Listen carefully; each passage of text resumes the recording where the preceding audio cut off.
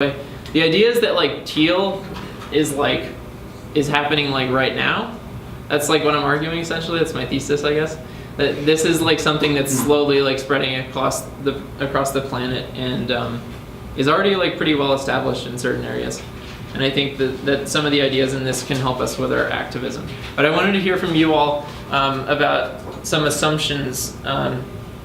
What assumptions do we make about individuals and about our general economy, and just about what are we, like if you work at a corporation and you're at the bottom or you're at the top, what are they asking, what are they thinking about you? Like, anyone have any examples? Yeah, go ahead. They're thinking people at the bottom are less educated, less informed, have less experience.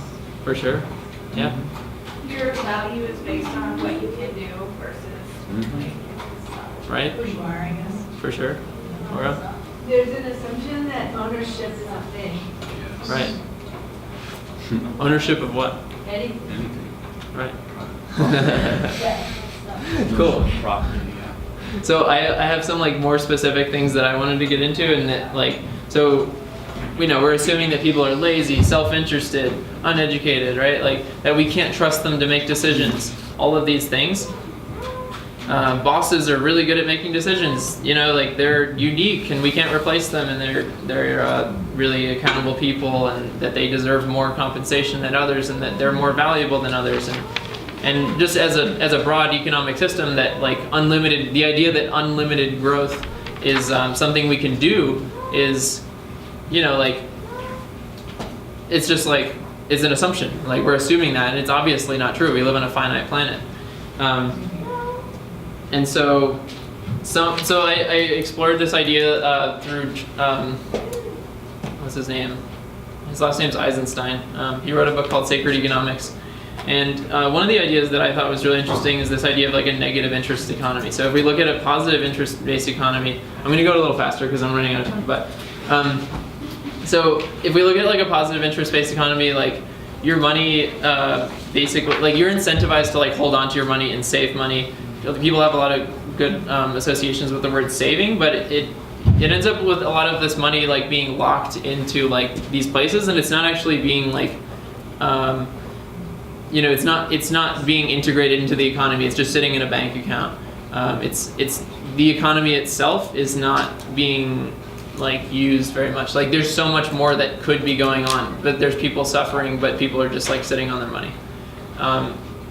And so the negative interest-based economy, you would basically have money being devalued over time. So you're essentially there's a tax.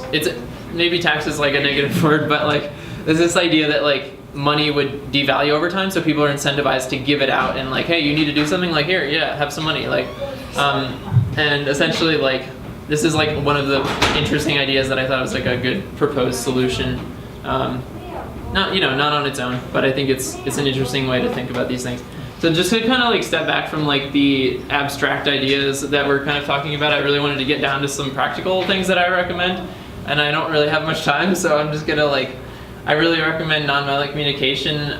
We want to observe. So the general thing that we do in nonviolent communication is we have observations. So we want to observe what the other person is feeling, what we're feeling, and basically observe that from an outside perspective of good or bad, but just say objectively this is what happened. This is how I feel about what happened. What needs do I have behind that feeling? Why am I feeling that way about this? What needs do I have that aren't being met? And what can I request of the other person to make that need met? And obviously it's oversimplified. There's many books about this, so go check it out. And then just effective meeting practices, settling in, what we did in the beginning, right? Checking in with people, seeing where they're at emotionally in that moment, oh, maybe you just had a really maybe your relative died or something, and you're in that kind of space right now. So let's acknowledge that when we're doing meetings and we're sitting down in these small groups, it's important to realize where are you at right now, so that we can just be more understanding of each other. Limiting chatter in meetings to specific times can be really useful. And then just having like really well-defined facilitation rules.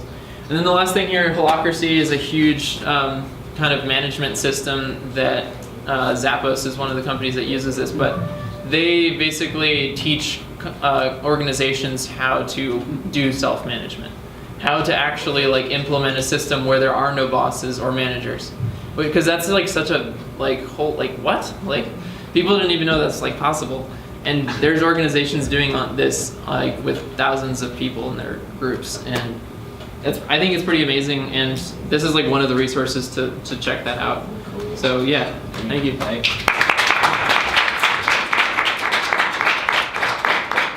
And these are just some books that I drew value from in this presentation. Yeah.